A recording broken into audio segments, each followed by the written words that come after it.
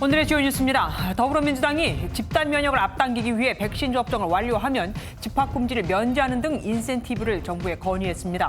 가족 모임에서 접종 완료자는 4인 제한에서 제외하는 방안도 검토 중인 것으로 확인됐습니다. 중국 정부가 한미 정상회담 공동성명에서 대만 문제가 언급된 것을 두고 내정 간섭이라며 반발했습니다. 관련 국가들은 언행을 신중히 하고 불장난을 하지 말라고 경고했습니다. 국민의힘 당권에 도전하는 8명의 후보 가운데 이준석 전 최고위원이 여론조사에서 선두를 달리고 있습니다.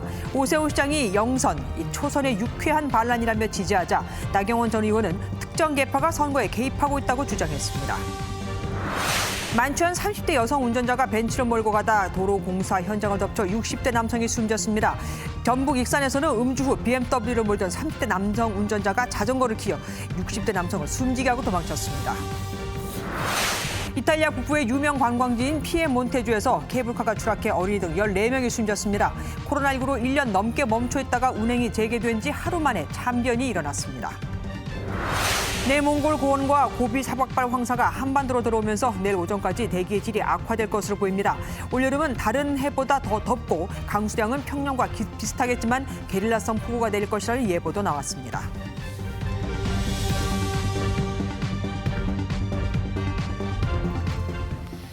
더불어민주당이 코로나19 집단 면역을 앞당기기 위해서 접종을 마친 이들에게 인센티브를 부여하는 방안을 정부에 건의했습니다. 예를 들어 지금은 4명까지 모일 수 있죠. 백신 접종자는 이 인원 제한에서 제외하는 겁니다. 김순철 기자가 단독 보도합니다. 더불어민주당 백신 치료제 특별위원회가 방역당국과 만나 백신 접종자를 대상으로 한 인센티브 방안을 논의했습니다. 정부는 오는 11월까지 접종률을 80%로 끌어올려 집단 면역을 형성하기로 했지만 현재 접종 예약은 56%에 그치는 상황입니다. 이에 민주당은 백신 접종자에 한해 집합 금지를 면제하고 10시로 지정된 영업시간 제한도 해제하는 방안을 건의했습니다. 백신 여권을 통해 자가격리를 면제하는 정책과 노쇼 물량에 한해 연령 제한을 풀어 접종하는 방법도 제안됐습니다. 의원들이 한 지금 40여 분 넘게 지금 신청을 하고 있습니다. 국회의원들이 먼저 접종을 받아서 이것이 안전하다는 걸 보여드리려고 합니다. 한편 정부 측은 인센티브로 가족 간 모임 제한을 완화하는 방안을 추가 검토하는 것으로 MBN 취재 결과 확인됐습니다. 민주당의 한 관계자는 MBN과의 통화에서 직계가족이 아니면 최대 4명까지 모일 수 있는데 백신 접종자는 인원 제한에서 제외하는 방식이라며 2명만 제외되어도 최대 6명까지 모일 수 있다고 설명했습니다. 한편 국민의힘은 백신 외교가 초라한 성적을 거뒀다며 코로나 대책의 전면 수정을 요구했습니다. 우리 국민들이 기대했던 상반기에 필요한 추가 물량 확보, 백신 스와프 체결은 없었습니다. 44조 원 기업 투자에 비하면 초라한 백신 외교 결과입니다. 한미 정상회담의 성과를 두고 여야의 신경전은 한동안 계속될 것으로 보입니다. MBN 뉴스 김순철입니다. 민주당의 제안을 들은 방역당국은 이르면 이틀 뒤에 백신 인센티브 방안을 확정해 발표할 예정입니다. 해외에서는 백신을 맞으면 복권이나 공짜 맥주, 스포츠 관람권을 주기도 하죠. 백신 인센티브에 대해서는 찬성하는 국민이 반대하는 국민보다 조금 더 많았습니다. 강대혁 기자가 보도합니다. 코로나19 백신을 맞으면 인센티브를 주는 방안에 대해 국민의 49%가 찬성하는 것으로 나타났습니다. 연령별로 살펴보면 30대를 제외한 모든 연령대에서 반대보다 찬성하는 사람이 많았습니다. 인센티브를 이렇게 해주시니까 우리 노인들은 굉장히 좋더라고요. 마스크도 석장 주더라고요. 그래서 아주 좋게 맞고 왔어요. 정부는 백신 접종자에게 자가격리 의무를 면제하고 다음 달부터 요양병원 대면 면회를 허용하는 등 여러 유인책을 내놨습니다. 여기에 더해 또 다른 백신 접종 인센티브를 이번 주 안에 확정해 발표할 방침입니다. 해외에서는 백신 접종자에게 복권이나 무료 맥주 이용권을 주는 등 파격적인 방안을 시도하고 있습니다. And you get a lottery ticket for the $5 million mega multiplier New York State Lottery. 전문가들은 연령별로 다른 유인책을 제공하는 것이 접종 효과를 높일 수 있다고 조언합니다. 어르신 같은 경우에는 그리고 백신의 부작용에 대한 어떤 폭넓은 그런 재정 지원 같은 것이 더 효과적이라고 생각합니다. 젊은 층의 활동성을 고려해 5인 이상 모임 금지 조치를 완화하거나 현금성 지원을 해야 한다는 의견도 있습니다. 지난 주말 전문가 의견을 들은 방역당국은 민주당 의견까지 수렴해 이번 주 중대본 회의에서 최종 인센티브 방안을 확정할 방침입니다. MBN 뉴스 강대엽입니다. 한반도에서 미사일 지침이 해제되면서 그럼 우리나라는 어디까지 도달하는 미사일을 만들 수 있을까 관심이 쏠리고 있죠. 우선 주변국들은 어떤지 살펴보겠습니다. 북한은 사정권 500km 이내의 단거리 스커드 미사일부터 사정거리 10,000km를 넘는 대륙간 탄도미사일, ICBM까지 다 보유를 하고 있습니다. 북한의 ICBM 성능에 대해서는 논란이 크지만 조만간 ICBM 대기권 재진입 기술도 확보할 것으로 미 정보당국은 보고 있습니다.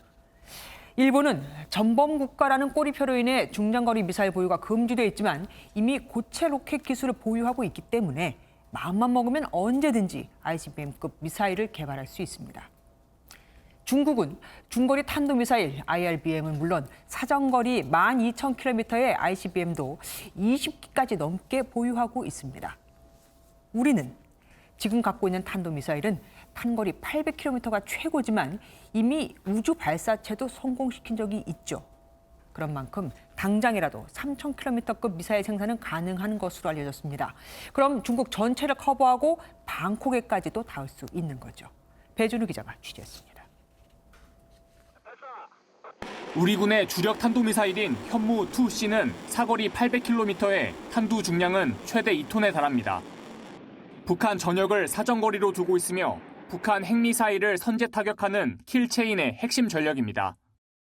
탄두 중량 500kg 이하로 지침의 제한을 받지 않는 순항미사일 현무-3C는 이미 사거리가 1,500km에 달합니다. 우리 군은 지금도 사거리 2,000km가 넘는 미사일 개발이 가능한데 러시아 블라디보스토크 북쪽과 중국 베이징, 일본 도쿄까지 타격권에 들어갑니다. 그 지침에서 개발이 좀 원활하지 못한 측면은 좀 있었습니다. 800km 더 위의 지역에서도 북한 전역을 타격할 수 있는 미사일을 개발할 길이 열렸다. 잠수함 발사 탄도미사일 SLBM 역시 3,000km까지 사거리를 높여 내년에 실전 배치될 도산 안창호함 탑재 추진 가능성이 제기됩니다. 민간뿐 아니라 군사용 우주 발사체에 대해서도 고체 연료 사용 제한이 풀리면서 군사위성 발사용 로켓 개발의 길도 열렸습니다.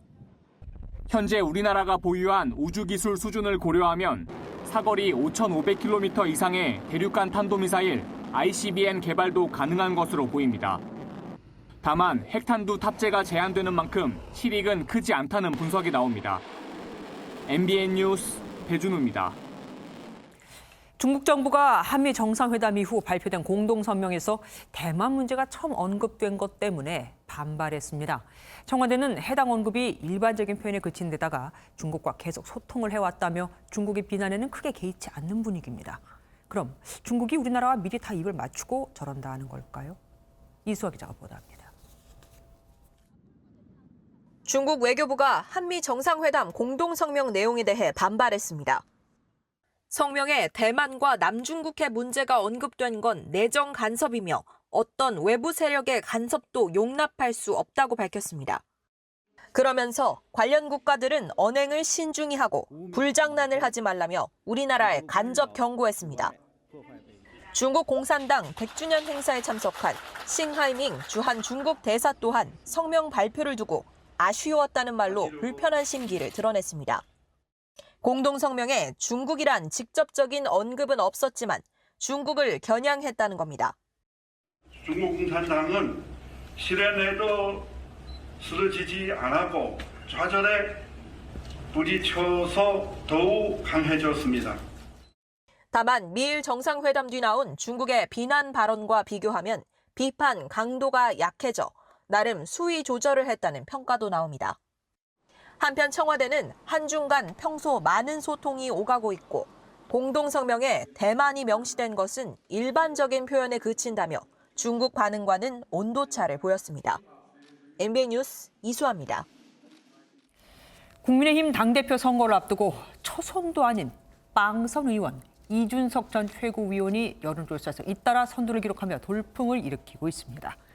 지난 20일 여론조사에서는 26.8%를 기록하며 19.9%를 얻은 나경원 전 의원을 7%포인트 정도 앞섰고 같은 날 다른 여론조사에서는 30.1%를 기록해 17.4%를 기록한 나 전 의원을 오차 범위 밖 격차로 따돌렸습니다. 당초 예상됐던 나경원, 주호영 경쟁 구도에 변화가 생긴 건데 국민의힘 텃밭인 이 영남 지역에서도 이 전 최고위원에 대한 지지가 만만치 않습니다.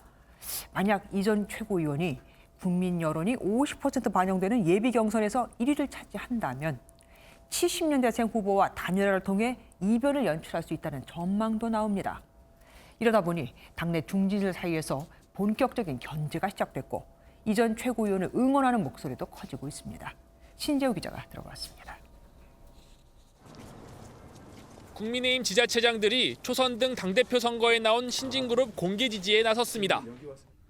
오세훈 서울시장은 젊은 당권 주자들의 토론회를 재밌게 봤다며 유쾌한 반란을 꿈꿔본다고 전했고 원희룡 제주지사도 젊은 후보들의 돌풍은 당의 변화를 상징한다고 주장했습니다. 그러자 당권 경쟁자인 나경원 전 의원은 오 시장이 내년 지자체 선거를 앞두고 만만한 당대표를 원하는 것 같다고 날을 세웠습니다. 그러면서 자신은 예쁜 스포츠카가 아닌 화물 트럭을 끌고 갈 수 있는 인물이라며 젊은 피 대세론에 선을 그었습니다. 이번 당대표는 사실은 멋지고 예쁜 스포츠카를 끌고 갈 수 있는 자리가 아니라요. 정말 짐을 잔뜩 실은 화물 트럭을 끌고 좁은 골목길을 가야 되거든요. 이에 이 전 최고위원은 자신은 전기차라며 권력을 나눠줄 수 있는 정치를 하겠다고 받아쳤고 김은혜 의원은 자신은 카니발을 탄다며 당대표가 되면 대선 주자를 싣고 축제를 하겠다고 전했습니다. 때 아닌 차종 논란으로 설왕설래가 오가자 주호영 전 원내대표는 어떤 차종이든지 운전자가 중요하다며 자신이 정권 교체의 적임자임을 강조했습니다. MBN 뉴스 신재우입니다. 서울 성동구 지하철 공사장에서 작업 중이던 60대 남성이 음주운전 차량에 치여 참변을 당했습니다. 피해자는 만취한 채 사고 당시 상황을 제대로 기억하지 못했습니다. 수리 깨기까지 경찰이 기다려야 했죠. 김민영 기자가 취재했습니다. 서울 성동구 지하철 2호선 인근 공사장입니다.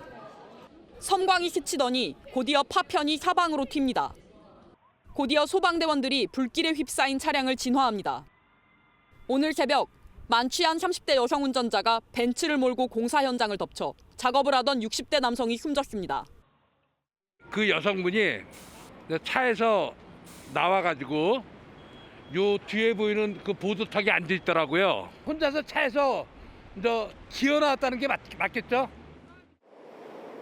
해당 차량은 피해자와 크레인 지지대를 들이받고 100m가량 떨어진 이곳까지 미끄러져 불길에 휩싸였습니다. 피해자는 안타깝게도 현장에서 숨졌습니다. 60대 피해자는 자정부터 새벽 4시까지 진행되는 지하철 콘크리트 방호벽 철거 공사 작업을 진행하던 중 변을 당한 것으로 알려졌습니다. 경찰이 확보한 블랙박스 영상에는 가해 차량이 신호 위반을 하는 모습이 담긴 것으로 전해졌습니다. 가해 여성 운전자는 무릎 찰과상 등 경상을 입고 현행범으로 체포돼 유치장에서 대기하다 경찰 조사를 받았습니다. 음주 측정 결과 면허 취소 수준의 만취 상태였던 것으로 파악됐습니다. 해당 운전자는 성동구의 지인 집에서 술을 마시고 동대문구의 본인 집으로 귀가하려던 중이었고 당시 상황을 기억하지 못한다는 취지로 진술하고 혐의를 인정한 것으로 알려졌습니다. 경찰은 도로교통법상 음주운전과 특정범죄 가중처벌 등에 관한 법률상 위험운전치사 혐의를 적용해 구속영장을 신청할 방침입니다. MBN 뉴스 김민영입니다. 그런가 하면 야간 근무를 마치고 자전거를 타고 집으로 갔던 60대 남성이 30대가 몰던 BMW 차량에 치여 숨졌습니다. 가해 차량 운전자는 사고 충격으로 차 앞유리가 깨졌는데도 전북 익산에서 광주까지 100km가 넘는 거리를 도주했습니다. 술도 마신 상태였죠. 강세웅 기자입니다. 자전거 한 대가 도로를 건너려고 1차로로 다가가는 순간 뒤에서 흰색 차량이 빠른 속도로 다가옵니다. 잠시 뒤 사람들이 차가 지나간 쪽으로 뛰어갑니다. 30대 남성이 몰던 BMW 차량이 자전거를 들이받은 겁니다. 자전거 운전자인 60대 남성은 병원으로 이송됐지만 숨졌습니다. 차량 운전자는 구호 조치도 하지 않고 도주했습니다. 가해 차량입니다. 당시 사고 충격으로 차량 앞유리가 보시는 것처럼 심하게 부서졌는데요. 운전자는 이런 상태에서 100km가 떨어진 광주까지 이동한 것으로 확인됐습니다. 경찰의 추적 끝에 18시간 만에 붙잡힌 차량 운전자는 30대 이모 씨였습니다. 사람을 친 것을 알고도 무서워서 도주했다고 경찰 조사에서 진술한 것으로 전해졌습니다. 이 씨는 술도 마신 것으로 알려졌습니다. 술은 거기 한두 잔 먹었다. 그래서 더 어디서 먹었는지 이런 건 잘 조사를 해봐야 돼요. 경찰은 정확한 사고 경위를 조사한 뒤 이 씨에 대해 구속영장을 신청할 예정입니다. MBN 뉴스 강세훈입니다. 서해안 고속도로를 달리던 25톤 탱크로리가 넘어졌습니다. 이 탱크로리에는 피부도 한 번에 녹여버릴 수 있는 염산이 가득 실려 있었죠. 해당 고속도로에서는 3시간 넘게 정체가 빚어졌습니다. 김여현 기자가 보도합니다. 고속도로를 달리던 SUV가 무언가와 충돌한 뒤 가드레일을 들이받고 뒤집힙니다. 1분 뒤 25톤 탱크로리가 사고 차량을 피하려다 균형을 잃고 왼쪽으로 넘어집니다. 당시 탱크로리에는 염산이 가득 실려 있었습니다. 달려오다 그것 때문에 브레이크 잡고도 안 쓰고 핸들 꺾으니까 비틀비틀하다가 탱크로들이 막 출렁출렁하니까. 사고 직후 탱크로리에 실려있던 염산 3리터가 유출되면서 119 특수구조단이 출동해 방제 작업을 벌였습니다. 다행히 탱크로리와 SUV 차량 운전자는 가벼운 부상을 입고 병원에서 치료를 받고 있습니다. 사고 현장에서 전복된 탱크로리 견인 작업이 이루어지면서 3시간 정도 한쪽 도로가 전면 통제되기도 했습니다. 경찰은 고라니와 충돌해 1차 사고가 난 SUV를 피하려다 탱크로리가 넘어진 것으로 보고 있습니다. 고라니 충격. 피하려고 하다가 안전하게 옆으로 그냥 가로로 막은 거죠, 길을. 경찰은 탱크로리와 SUV 차량 운전자 진술을 토대로 정확한 사고 경위를 조사하고 있습니다. MBN 뉴스 김영현입니다. 인천에 있는 공장에서 큰 불이나 인근 다른 소방서의 인력과 장비, 헬기까지 동원이 되는 대응 2단계가 발령됐습니다. 근처에 산이 있어서 여기로 옮겨 붙지 않도록 최선을 다해야 했죠. 공장은 모두 불에 타 엄청난 재산 피해가 발생했습니다. 강세영 기자입니다. 공장에서 시뻘건 불길과 함께 연기가 뿜어져 나옵니다. 검은 연기는 하늘을 뒤덮을 정도로 자욱하게 피어오릅니다. 오늘 오후 3시 20분쯤 인천의 몰딩 제품 제조 공장에서 큰 불이 났습니다. 신고를 접수한 소방당국은 곧바로 현장으로 출동했고 화재 발생 20여 분 만에 대응 1단계를 발령했습니다. 불길은 다른 공장으로 번졌고 인접한 소방서의 장비와 인력까지 동원하는 대응 2단계를 발령하고 소방헬기까지 동원했습니다.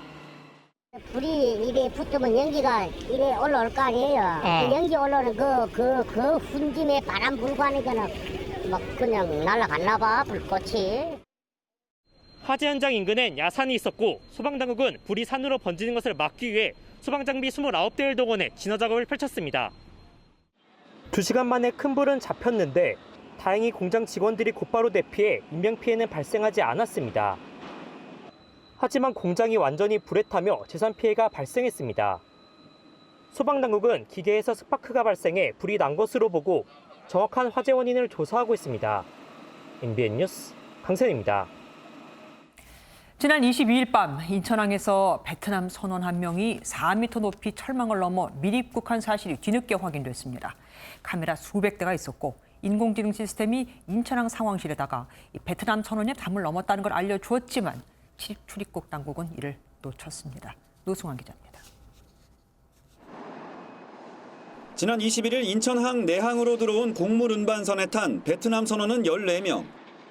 다른 선원은 모두 인천항 안에 머물렀는데 이 중 한 명이 22일 밤 몰래 인천항을 빠져나갔습니다. 베트남 선원은 한밤중에 인도에 사람이 없는 틈을 타 높이 4m의 철조망을 넘었습니다. 출입국 당국은 이튿날인 23일 오전 운반선에 물건을 내리는 대리점에 신고를 받고서야 10시간 만에 밀입국 사실을 확인했습니다. 인천항 내항에는 500개 이상의 CCTV가 있고 사람의 수상한 움직임이 포착되면 인공지능 시스템이 인천항 상황실 화면에 경고창을 띄우지만 소용없었습니다. 인천항만공사는 작은 불빛이나 동물만 보여도 경고창이 뜨게 돼 있어 근무자들이 놓친 것 같다고 해명했습니다. 종합적으로 한번 점검을 해보고 다시는 이제 이런 사례들이 근본적으로 원천적으로 발생되지 않도록.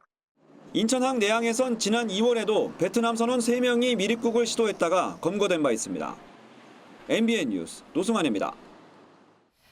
초등학교 방과 후 수업 시간에 상급생이 하급생을 때려 얼굴 뼈가 부러지고 두개골에 금이 갔습니다. 그런데 담당 강사는 학교에 보고만 하고 피해 학생을 그냥 집으로 돌려보냈죠. 피범벅인데도 하다못해 학교 보건실에도 보내질 않은 겁니다. 정춘 기자가 보도합니다. 광주의 한 초등학교입니다. 지난 20일 학교 강당에서 방과 후 수업인 배드민턴 수업이 진행됐습니다. 몸풀기 피구를 하던 중 3학년 학생이 6학년 학생에게 부적절한 말을 했다는 이유로 무차별 폭행이 벌어졌습니다. 피투성이가 된 피해 학생을 친누나가 발견하기까지 아무도 폭행을 말리지 않았습니다. 뒤에서 이렇게 목을 걸어가지고 강당 바닥에 넘어뜨린 다음에 얼굴을 발로 쳤답니다. 그 당시 배드민턴 강사는 피구 심판 중이었는데 순식간에 일어난 일이나.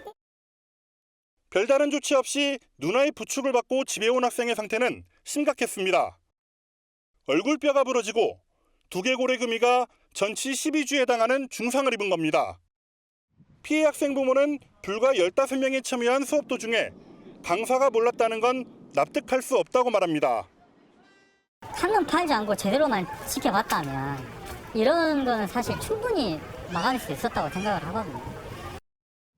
학교 측은 먼저 보건실로 데리고 가 피해 학생의 상태를 확인하고 치료를 해야 했었는데 대처가 부족했다면서도 보고는 이뤄졌다고 해명했습니다. 해당 학교는 부랴부랴 대책회의를 소집하고 오는 27일 학교폭력위원회를 열어 조치를 취할 계획입니다. MBN 뉴스 정춘우입니다. 태어난 지 닷새 된 신생아를 간호사가 험하게 다뤘고 그 뒤 어찌된 일인지 아기가 두개골 골절과 뇌출혈로 의식불명에 빠진 이른바 아영이 사건 기억하십니까? 1년 7개월이 지난 지금도 아영이는 의식이 없는데 구속되는 간호사 재판에 아영이가 인공호흡기를 차고 등장했습니다. 박상호 기자입니다. 간호사가 갓난아이를 한 손으로 잡고는 바구니에 던지듯 툭 내려놓습니다. 목욕을 시킨 뒤에도 발을 잡아 거꾸로 들어 올려 내동댕이 칩니다. 태어난 지 닷새 만에 두개골 골절과 뇌출혈로 의식불명에 빠진 아영이는 1년 7개월이 지난 지금도 의식이 없습니다. 일어나기만 하면 엄마가 다 알아서 해줄게. 구속된 학대 간호사에 대한 4차 재판이 열린 오늘 아영이가 엄마 아빠를 따라 법원에 왔습니다. 인공호흡기를 달고 유모차형 휠체어에 탄 아영이는 키 87cm, 몸무게 15kg 정도로 훌쩍 자랐습니다. 저하고 와이프가 둘 다 증인으로 채택돼 있어가지고요. 혼자 놔두고 오기가 좀 불안해서 데리고 왔습니다. 법정에 들어간 아영이는 아무 말도 못하지만 재판 내내 엄마 아빠와 함께했습니다. 지금까지 해왔던 걸 봐서는 그런 변화가 있을 것 같지는 않습니다. 다만 좀 더 가책을 느꼈으면 좋겠고요. 정작 구속된 간호사는 구치소에서 코로나19 확진자가 나와 법정에 나오지 못했습니다. 간호사 측은 학대 혐의를 일부 인정하면서도 업무상 과실치상 혐의는 전면 부인하는 것으로 알려졌습니다. 함께 기소된 병원장도 혐의를 인정하지 않아 법정 공방이 계속되고 있습니다. MBN 뉴스 박상호입니다.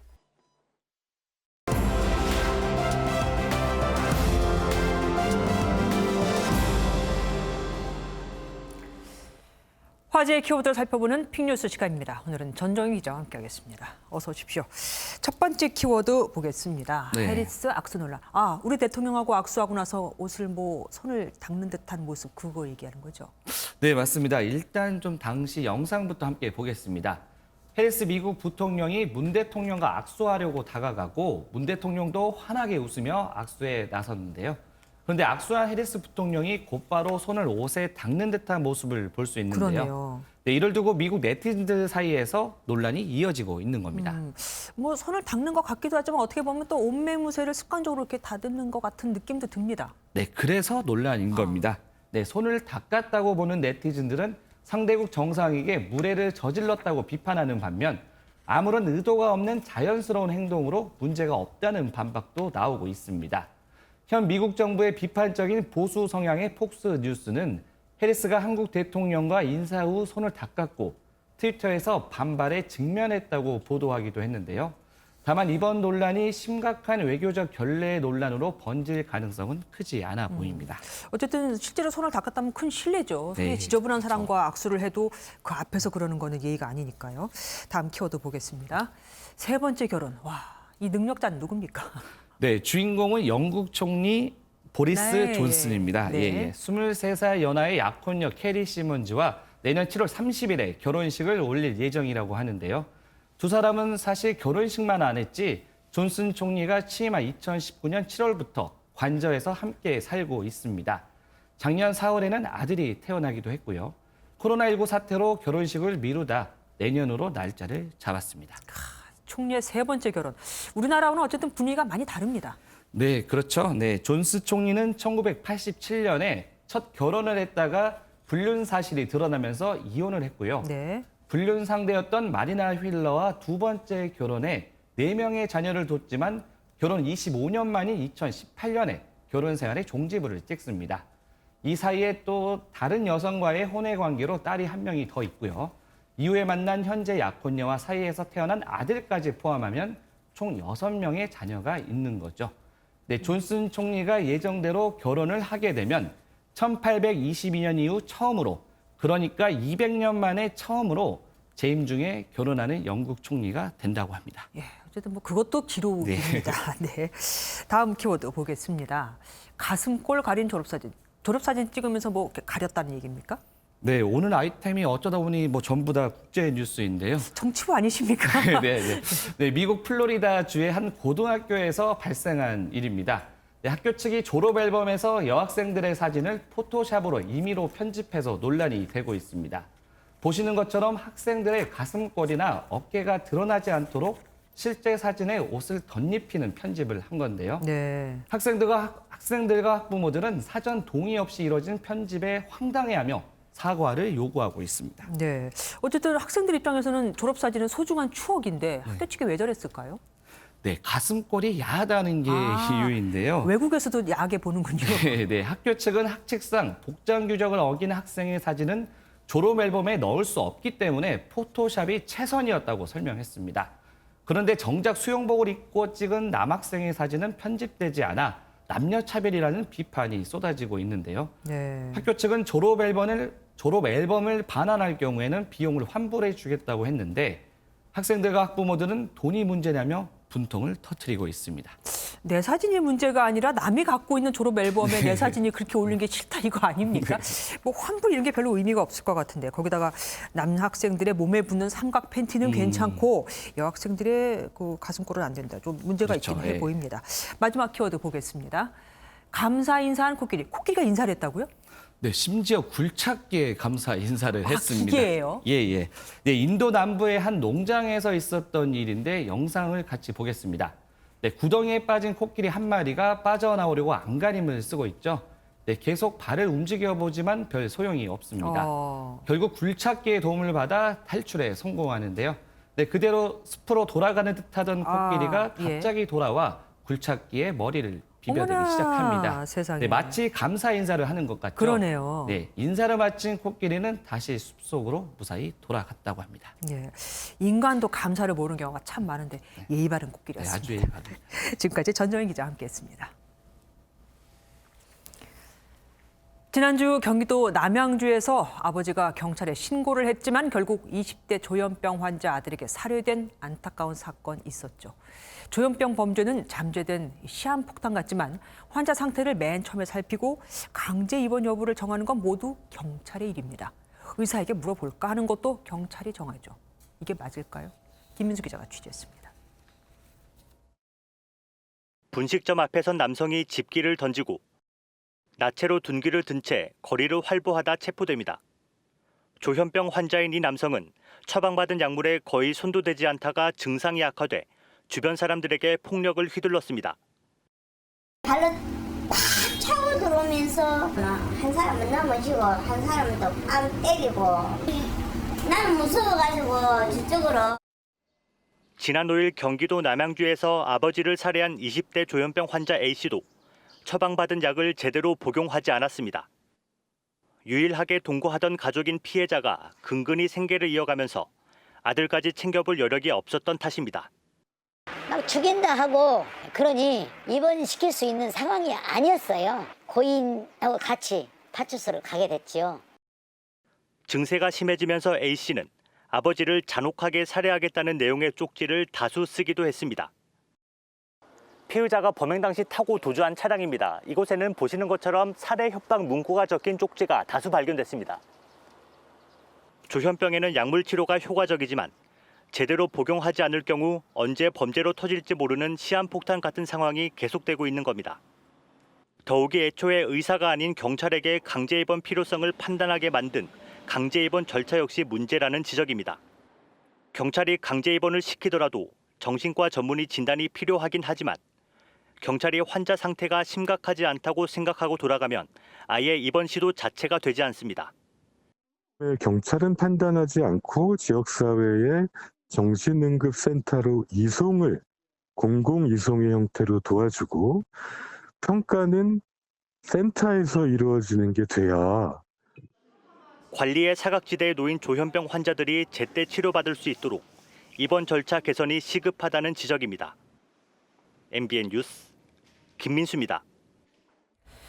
검경 수사권 조정으로 검찰은 부패, 공직자 수사 등 6대 범죄로 직접 수사가 그 범위가 제한됐죠. 그런데 이마저도 검찰총장과 심지어 검찰 수사와 거리를 둬야 할 법무부 장관의 승인을 받도록 하는 시행령이 준비되고 있습니다. 이러면 정권과 관련된 수사는 엄두도 못 낼 상황이 될 수 있죠. 검찰이 정권 보위용이냐 반발 기류가 만만치 않습니다. 임성재 기자가 취재했습니다. 검찰청의 직접 수사 부서가 축소되면서 민감한 수사는 형사부에서 진행되고 있습니다. 서울중앙지검과 수원지검 형사부에선 각각 청와대 기획사정 의혹과 김학의 불법 출금 사건 수사가 이뤄지고 있습니다. 하지만 앞으로 이러한 수사 진행이 쉽지 않아질 가능성이 커졌습니다. 지난주 법무부는 대검찰청을 통해 일선 검찰청에 조직 개편안 의견 수렴에 나섰는데 각 검찰청 전담부서 또는 지정된 형사부에서만 6대 범죄 수사를 하라는 게 골자입니다. 예외적으로 검찰청 단위 일반 형사부에서 직접 수사를 개시하려면 검찰총장의 승인을 받아야 하고 지청의 경우 총장 요청과 법무부 장관 승인까지 받아야 한다는 내용이 포함되면서 검찰 내부 반발 기류가 감지되고 있습니다. 검찰의 한 관계자는 법무부까지 보고되는 과정에서 수사 신속성이 떨어지고 기밀성에 문제가 생길 수 있다고 지적했습니다. 또 다른 관계자도 정권 겨냥 수사에 착수할 때 부담이 커질 수밖에 없다고 말했습니다. 법무부는 일반 형사부의 직접 수사 제한은 지난해부터 추진해온 것이라며 경찰 범죄와 송치 사건은 여전히 직접 수사가 가능하다고 의미를 축소했습니다. 검찰 내에선 여당이 추진했던 검찰 수사권 완전 박탈의 연장선상이라며 수사 역량 저하를 우려하는 목소리가 커지고 있습니다. MBN 뉴스 임성재입니다. 은수미 경기 성남시장 구설이 끊이질 않네요. 얼마 전 대법원에서 판결이 뒤집히며 간신히 당선 무효형을 피한 은 시장이 이번엔 선거 캠프 출신 인사들을 시와 산하기관에 부정 채용했다는 의혹으로 경찰의 압수수색을 받았습니다. 이지호 기자가 보도합니다. 경찰 수사관들이 성남시장실에서 압수한 자료를 들고 나옵니다. 성남시 공공기관 채용비리 의혹에 대한 수사로 경찰의 압수수색은 지난 2월에 이어 두 번째입니다. 시장실 압수수색한 이유는 뭡니까? 경찰은 시장실과 채용 관련 부서 사무실 등 14곳을 대상으로 압수수색을 벌였습니다. 이번 압수수색은 은 시장의 전직 비서관 A씨 등이 주장한 부정 채용 의혹과 관련해 이뤄졌습니다. 앞서 A씨는 지난 1월 국민권익위원회에 은 시장 캠프 출신 20여 명이 성남시 산하기관에 부정 채용됐다며 신고했습니다. 경찰 관계자는 수사 중인 사안에 대해 밝힐 수 없다면서 압수한 자료를 분석한 뒤 후속 조치를 취할 계획이라고 밝혔습니다. 경찰이 2차례에 걸쳐 관련 자료를 수집한 만큼 조만간 은 시장에 대한 소환 조사도 이뤄질 것이라는 관측도 나오고 있습니다. MBN 뉴스 이조입니다. 이탈리아 북부의 유명 관광지에서 케이블카가 추락했습니다. 코로나19로 1년 넘게 멈춰있다가 바로 사고 전날 처음 운행이 재개됐는데 하루 만에 이런 참변이 일어난 겁니다. 탑승객 15명 중에 어린이를 포함해 14명이 목숨을 잃었습니다. 서영수 기자입니다. 가파른 경사의 산 중턱. 케이블카가 형체를 알아보기 어려울 정도로 심하게 찌그러져 있습니다. 현지 시간 23일 정오쯤 이탈리아 북부의 유명 관광지 피에몬테주에서 케이블카가 추락하는 사고가 발생했습니다. 목적지인 마타로네 산 정상으로 향하던 케이블카가 도착 300m를 앞두고 20m 아래 경사면으로 추락한 겁니다. La capinovia, siccome di sotto è molto ripido, la capinovia ha volato per un po', per qualche decina di metri fino a fermarsi a due grossi alberi.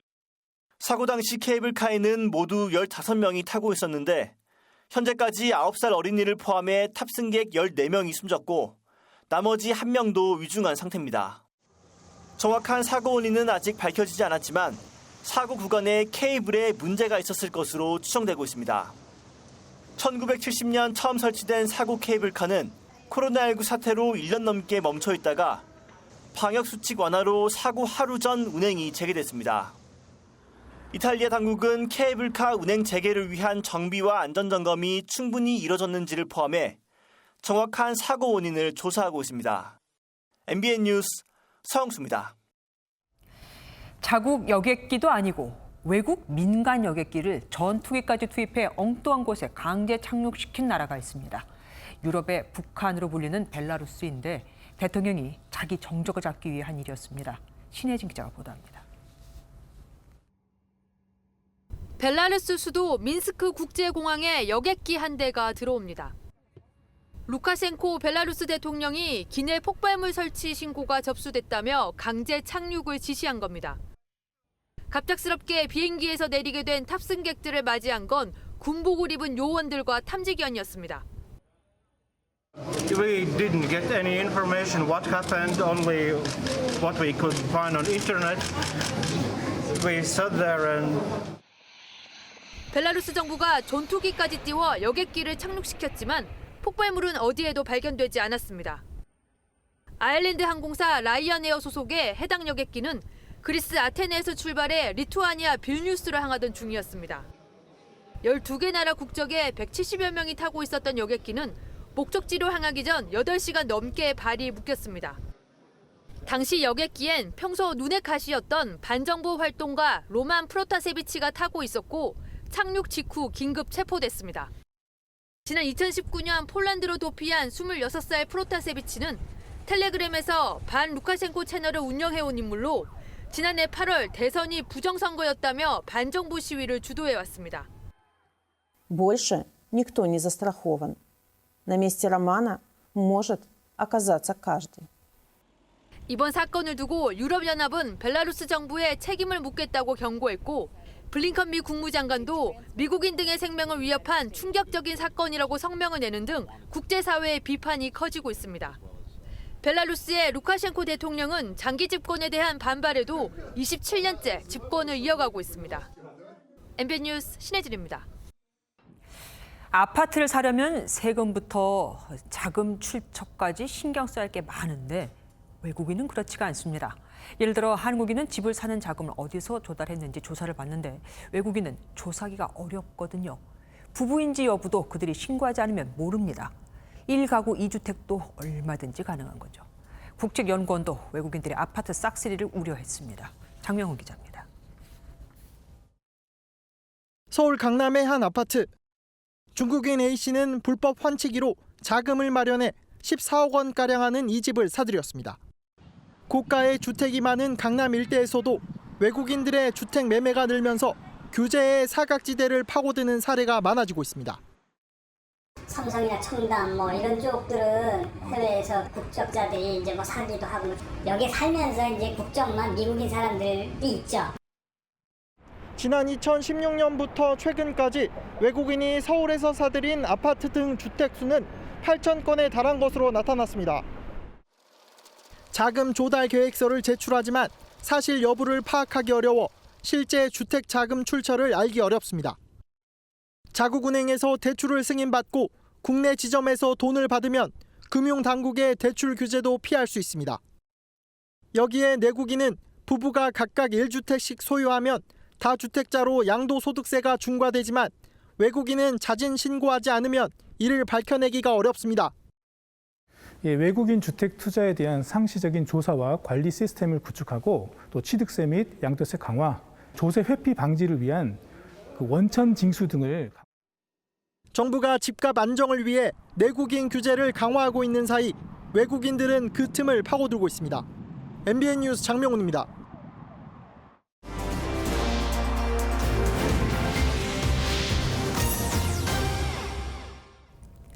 할메니얼 들어보셨습니까? 할머니와 밀레니얼 세대를 합친 말로 젊은 세대에 스며든 옛날 감성, 이 트렌드를 뜻하는데요. 최근 73살의 윤여정 씨가 아카데미상을 수상하면서 꼰대 같지 않은 할머니를 뜻하는 K할머니에 젊은 MZ세대들이 열광하고 있습니다. 세상 돋보기에서 K할머니들을 김태림 기자가 만났습니다. Especially recognized by British people, known as very snobbish people, and they approve me as a good actor. So I'm very, very privileged and happy. 한국 배우 최초로 아카데미상을 거머쥔 73살의 배우 윤여정. 화제의 입담과 패션까지 젊은 세대들의 롤모델이 되고 있습니다. MZ세대의 K할머니 열풍은 연예인을 넘어 활발하게 활동하는 시니어 유튜버에게까지도 퍼지고 있습니다. 전 세계에 나가는 스포츠 대잔치에 CG를 제가 담당을 하고 올해 60살이 된 조현주 씨는 우리나라 영세대 컴퓨터 그래픽 디자이너였습니다. 88 서울올림픽 CG 담당을 맡았던 그녀는 36년 경력을 살려 현재는 퍼리지행이라는 이름으로 MZ세대에게 코디 노하우를 전수하고 있습니다. 뭔가를 좀 남기면 좋겠다. 그리고 특히 나는 젊은 친구들하고 어떻게 소통할 수 있는 뭔가를 좀 내가 살아온 거를 좀 이렇게 나눌 수 있는 그런 거를 찾다 보니까 이 유튜브라는 그거가 굉장히 거기에 부합되더라고요. 색감을 조합해서 옷을 추천해주는 모습에 MZ세대는 열광합니다. 어른들이라고 딱히 권위적인 것도 아니고 배울 점도 물론 많고요. 꼰대 이런 편견 있잖아요. 그런 편견이나 인식도 많이 바뀌는 것 같아요. 너무 진솔하게 저는 다 얘기해요. 가르치려고 하거나 이러지 않고 그냥 이렇게 이해하고 어머 그렇구나. 저 닭 저거 거야. 저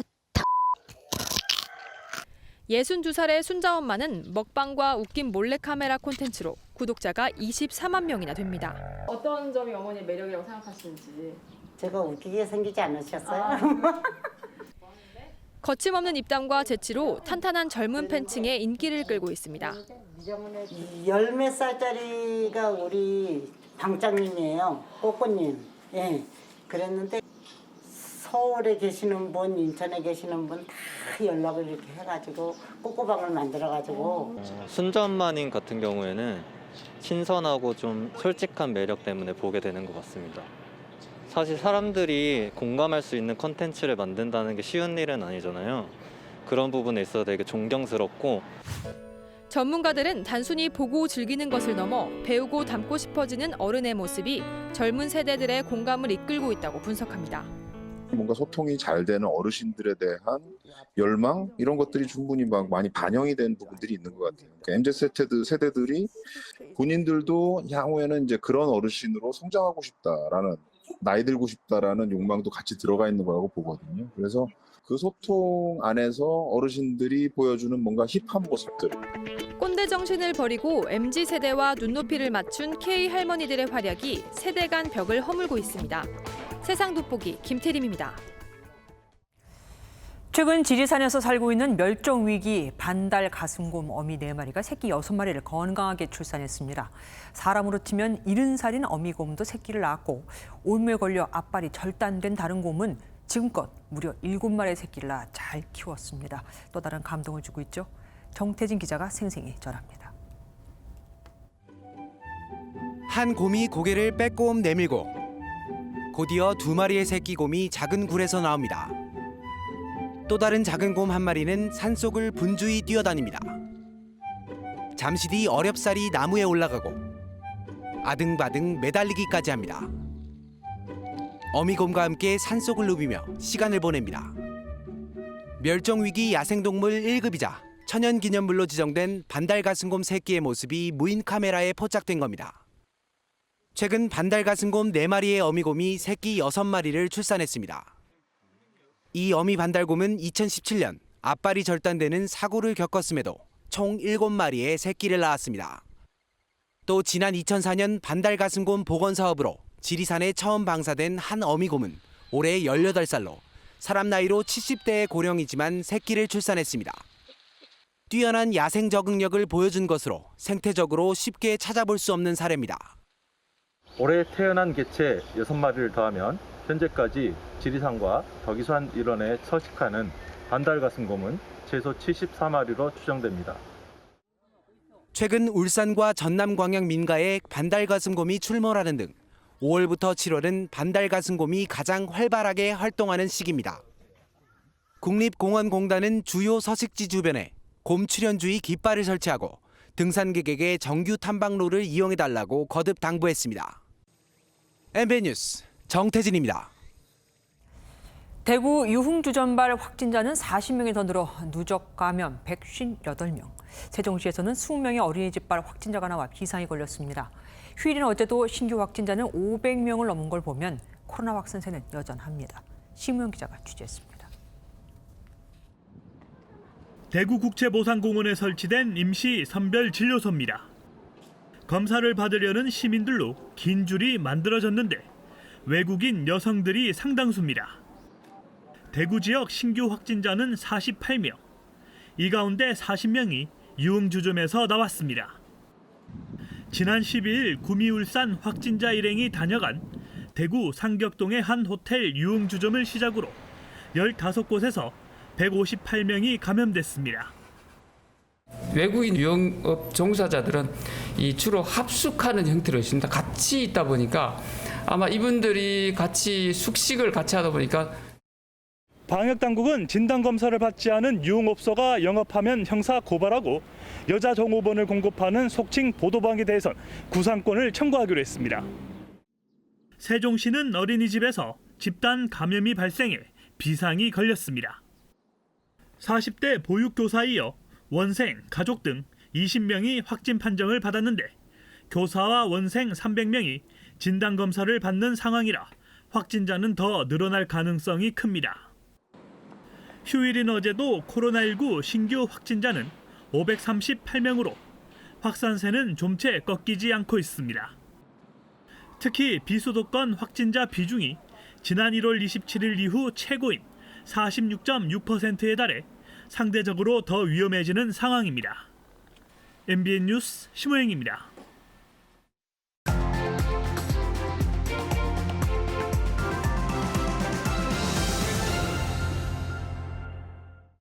Keep climbing.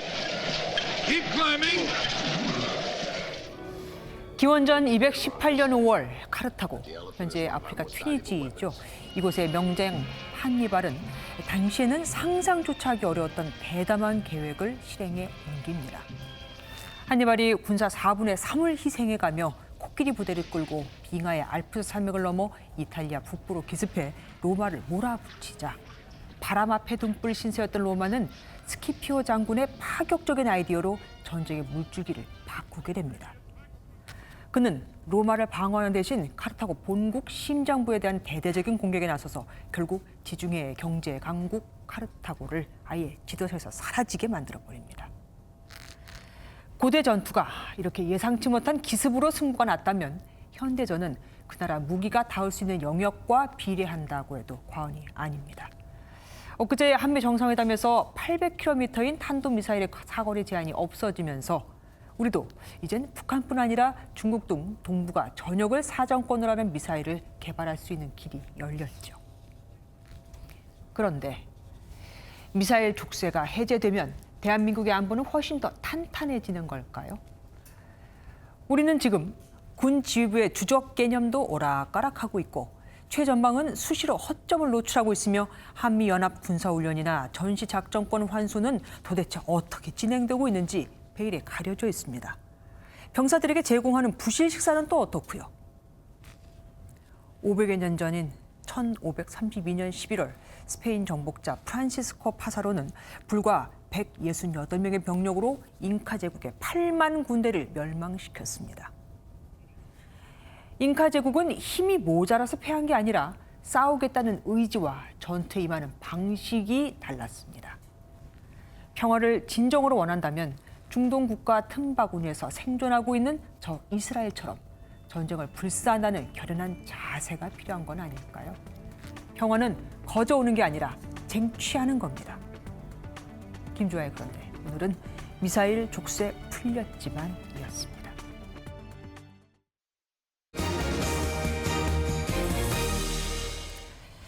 봄이 끝나가는 오늘 불청객 황사가 또 찾아왔죠. 내일 비가 내리면 황사는 잠잠해지겠지만 6월부터는 더위가 기승을 부릴 것으로 보입니다. 특히 올해 여름은 다른 해보다 유난히 더운 날씨가 예상된다고 하니까 여름나기 준비 미리미리 잘 하셔야겠습니다. 이건열 기자입니다. 전국에서 가장 먼저 황사 바람을 맞는 백령도의 미세먼지 수치는 오늘 오전 세제곱미터당 200 마이크로그램을 넘어섰습니다. 오후에 수도권 내륙으로 들어온 황사는 전국으로 퍼져나갔습니다. 중국 북부 지역에서 황사가 자주 발생하면서 황사가 우리나라를 찾는 빈도도 늘었습니다. 서울을 기준으로 봄철 황사 관측일 수는 보통 6.8일인데 올해는 이번 황사를 제외해도 10일이나 됩니다. 내일 비가 내리면서 공기질은 좋아질 것으로 보이지만 또 다른 불청객, 더위가 기다리고 있습니다. 기상청은 6월과 7월 날씨가 평년, 즉 지난 30년 평균보다 높을 확률이 40%, 비슷할 확률은 40%로 예측했습니다. 8월 기온이 평년보다 높을 확률은 50%, 비슷할 확률은 30%입니다. 폭염일 수도 지난해보다는 많을 것으로 보입니다. 다행히 최악의 더위로 기록된 2018년 수준엔 미치지 않을 전망입니다. 강수량은 다른 해와 비슷하겠지만 국지적으로 많은 비가 내리는 이른바 게릴라성 폭우가 기승을 부릴 것으로 보입니다.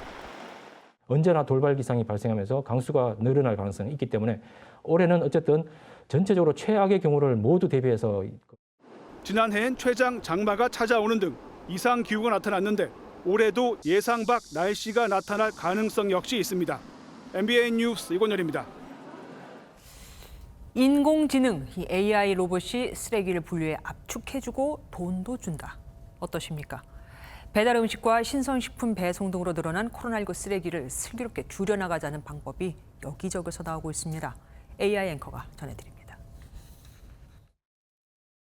김주아 AI 앵커입니다. 서울 동작구의 한 주민센터에서 주민들이 기계에 페트병을 집어넣습니다. 순환자원 회수로봇 네프론입니다. 인공지능 센서가 캔인지 페트병인지 인식해 자동 분류하고 압착까지 끝냅니다. 개당 10원이 적립되고 2,000원이 넘으면 현금으로 받습니다. 캔이랑 페트병을 가져와서 넣으면 포인트가 쌓이고 또 현금으로 주니까 너무 좋아요. 재활용하면 돈이 되니 세금을 투입할 필요는 없습니다. 특히 어린아이들에게는 현장 체육을 통해서 올바른 분리배출 습관을 형성하는 데 좋은 계기가 될 것으로 기대하고 있습니다. 주민센터 수거함을 열자 아이스팩이 쏟아져 나옵니다. 코로나19로 신선식품 배송이 늘면서 아이스팩 배출량이 부쩍 증가했습니다. 깨끗이 닦고 소독하면 재사용 아이스팩으로 태어납니다. 아이스팩을 넣어달라 하시는 고객님들이 많으신데 강동구청에서 무상으로 아이스팩을 많이 지원해 주셔서 장사에 큰 도움이 됩니다. 한 번 쓰고 버리는 아이스팩, 관심을 기울이면 얼마든지 다시 쓸 수 있습니다. 깨끗한 아이스팩을 아이스팩 수거함에 담아서 배출했으면 좋겠습니다. 그렇게 해야 자원 재사용과 환경 보존에 많은 도움이 되거든요. 다양한 아이디어가 코로나19 쓰레기를 줄여나가고 있습니다. 지금까지 김주아 AI 앵커였습니다. 방탄소년단이 미국의 3대 시상식으로 불리는 빌보드 뮤직 어워드에서 무려 4관왕에 올랐습니다. 지난주 공개해 전 세계적인 흥행무리를 하고 있는 신곡 버터의 무대도 선보였습니다. 함께 보시죠. 이상주 기자입니다. Dynamite BTS! 개비 베럭과 찰리 푸스, 카디비, 위켄드 등의 세계적인 스타들과 경쟁해서 빌보드 뮤직 어워즈의 톱셀링송 주인공으로 등극한 순간입니다. 방탄소년단은 이번 시상식에서 모두 4개 부분을 수상하며 2년 전 자신들의 기록 2관왕을 넘어 자체 최다 수상 기록을 다시 작성했습니다. It's really an honor to be the winner of such a significant title. We wanted to share some fresh energy with everyone through Dynamite, and we think this award is proof that we achieved that. 코로나19 백신을 맞은 600명의 관객이 참여한 가운데 신곡 버터의 무대도 영상으로 처음 공개됐습니다. 대기실에서 무대로 나온 정국이 휘파람을 불며 멤버와 합류하고 빌보드 뮤직 어워즈 레드카펫을 재현한 세트에서 퍼포먼스를 펼칩니다. 블랙수트를 차려입은 BTS의 자유분방한 개인 안무, 여기에 유닛 안무로 신나는 에너지를 전파했고 RM의 랩 파티에선 멤버들이 몸으로 아미를 만들며 팬들에 대한 애정을 전했습니다. 지난주 발매한 버터는 미국과 영국 등 101개국 아이튠스 차트 1위에 오른 가운데 현지에서는 내일 공개하는 빌보드 핫백에 1위로 진입할 것으로 전망하고 있습니다. MBN 뉴스 이상주입니다. 오늘 전국이 황사로 잿빛 하늘을 보였습니다. 내일은 이 황사가 비에 섞여 내리겠는데요. 내일 새벽 수도권과 영서, 충청에서 비가 시작돼 오전에는 그 밖에 전국으로 확대되겠습니다. 비의 양은 중부지방에 5에서 20, 남부지방은 5mm 안팎으로 적겠지만 돌풍이 불고 벼락이 동반되면서 매우 요란하겠습니다. 특히 우박이 떨어지는 곳도 있을 것으로 보여 주의가 필요합니다. 황사는 내일까지 영향을 미칩니다. 오늘 밤 곳곳에서는 미세먼지 농도 매우 나쁨 수준까지 올라서겠고요. 내일 오전에도 중부지방을 따라서는 매우 나쁨 수준을 유지하겠고 비가 내린 뒤 오후부터 차츰 해소되겠습니다. 내일 중부지방 비가 오면서 낮 기온도 많이 내려가겠습니다. 서울의 낮 최고 기온은 19도로 오늘보다 3도에서 6도가량 기온 낮겠습니다. 호남 서해안과 경북 내륙에는 내일 강풍주의보가 내려지면서 바람이 강하게 불겠습니다. 동해안 지역 아침부터 오후 사이 비가 오는 곳이 많겠습니다. 모레 제주와 전남에서 비가 시작돼 목요일에는 전국에 비가 내리겠습니다. 날씨였습니다.